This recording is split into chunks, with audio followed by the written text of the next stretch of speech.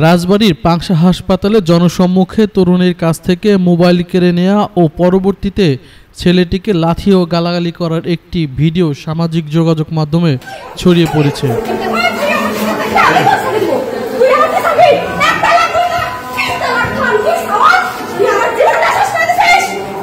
ওই তরুণীর দাবি, পাংশা হাসপাতালের মালিক ফারুক হোসেন কয়েক বছর আগে তার সাথে প্রেমের সম্পর্ক গড়ে তোলে এবং বিভিন্ন স্থানে ঘুরতে নিয়ে বিয়ের প্রতিশ্রুতি দিয়ে তাকে ধর্ষণ করে।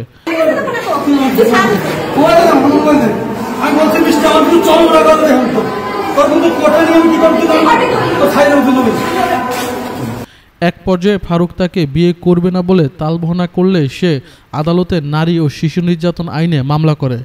পরে মামলা থেকে বাঁচার জন্য ফারুক তাকে বিয়ে করে।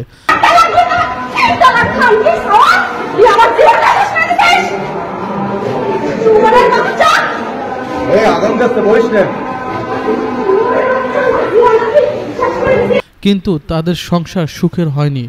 ফারুকের আগের স্ত্রী থাকা ও বিভিন্ন বিষয়ে তাদের মধ্যে অশান্তি ছিল।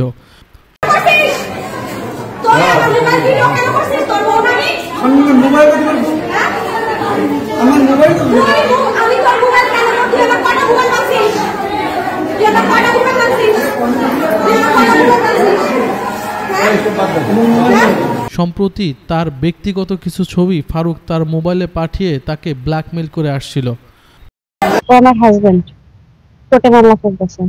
মামলা চলাকালীন ওর সাথে আমার ভালোই সম্পর্ক ছিল, আমার সাথে মিউচুয়াল হবে। যখন দেখছি ওর সাথে আমার মিউচুয়াল না, আমি পুরোই সেপারেশন হয়ে গেছি। ওর সাথে আমার এখন কোনো যোগাযোগ নেই। ও গতকালকে রাতে ওর সাথে আমার কিছু ভিডিও বা ছবি ছিল, সেই ছবিগুলো দিয়ে আমার হোয়াটসঅ্যাপে পাঠায় আমাকে ব্ল্যাকমেইল করতেছে।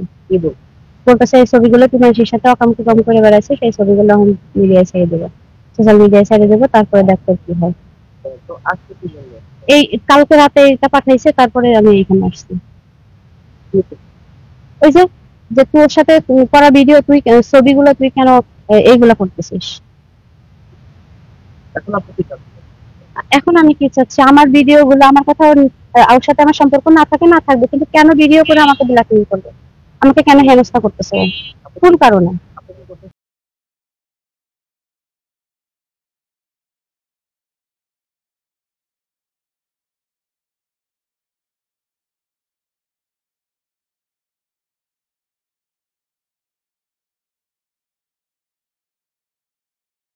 অপরদিকে ফারুকের দাবি, ওই তরুণী বিয়ে করার পরেও তার মামলা তোলেননি।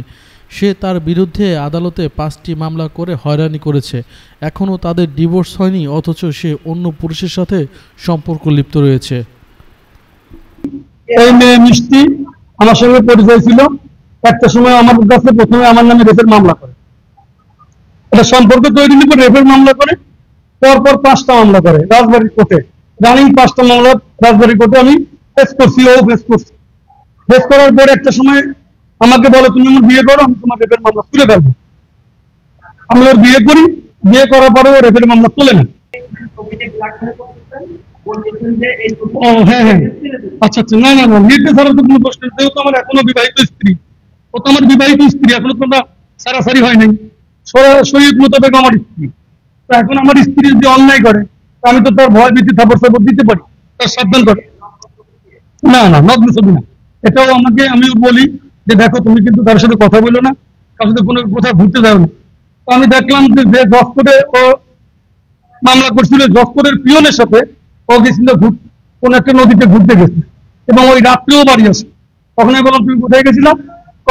আমি মানিকগঞ্জ গেছিলাম। তখন তুমি আমাকে মানিকগঞ্জ না বলে গেলে কেন? আমি তদন্ত করবো। তদন্ত করে দেখা গেল যে জজকোর্টের মোহরের সাথে ও নদীতে ঘুরতে গেছে।